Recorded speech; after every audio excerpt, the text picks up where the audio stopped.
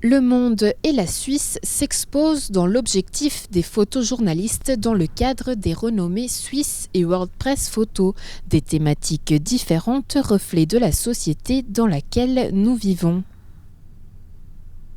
La Suisse paraît quand même aussi un pays encore très préservé quand on pense au reportage qui est très beau graphiquement au niveau des photographies d'Annie Kramp sur cette chasse aux corneilles, le problème qu'on a qui détruisent nos cultures, certes, et donc on utilise des autours pour les chasser, pas les tuer, mais ça me paraît être une préoccupation d'un pays qui peut se permettre de se poser ces questions.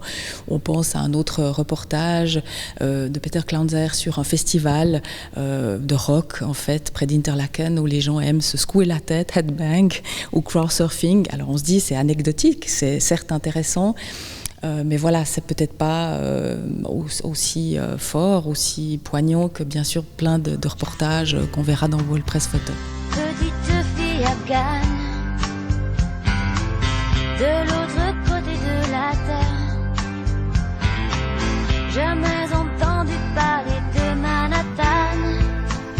Mon quotidien c'est la misère et la guerre, deux étrangers au bout du monde, si différents. Le premier prix, c'est Warren Richardson, un Australien autodidacte qui, en fait, personnellement a fait ce reportage sur des réfugiés syriens et les a suivis. Comme il n'avait pas d'argent, il n'était pas mandaté par un journal, il a à ses propres frais vécu avec ces Syriens le long des frontières et sa photographie a été prise après 5 jours de campement le long d'une frontière de barbelés.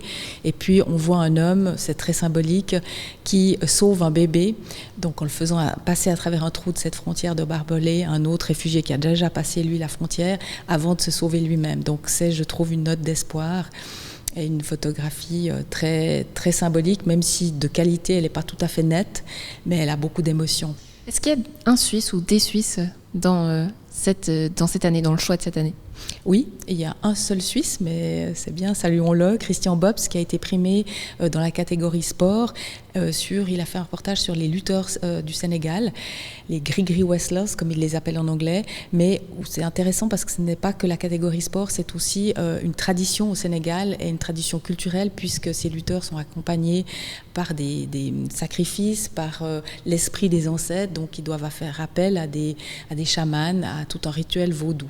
D'autres photos qui sont aussi parfois un œil qui montre une réalité que d'habitude on ne peut pas voir ou qu'on ne veut pas montrer ou dont on ne veut pas parler, comme par exemple avec ces femmes militaires qui subissent des agressions sexuelles.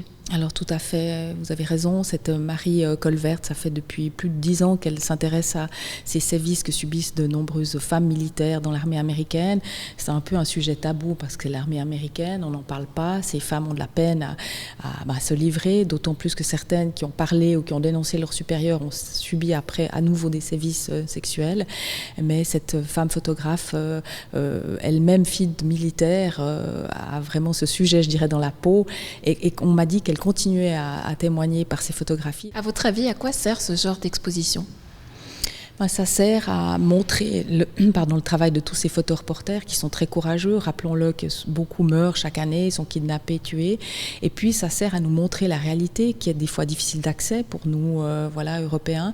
Et puis à nous ouvrir les yeux, je crois, à nous faire prendre conscience de ce qui se passe dans d'autres parties du monde et peut-être à agir. C'est intéressant parce que grâce à certains reportages ou certaines photos, il y a eu des suites bénéfiques pour ce qui a été photographié.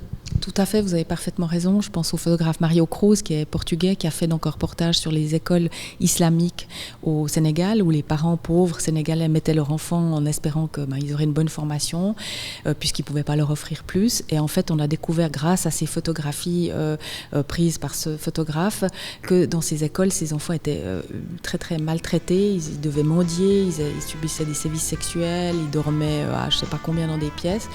Et le gouvernement local a dû faire une enquête et a fait libérer ces enfants de ces écoles. Donc, grâce à ce reportage photographique, on a pu libérer les enfants qui étaient faits prisonniers et qui souffraient beaucoup.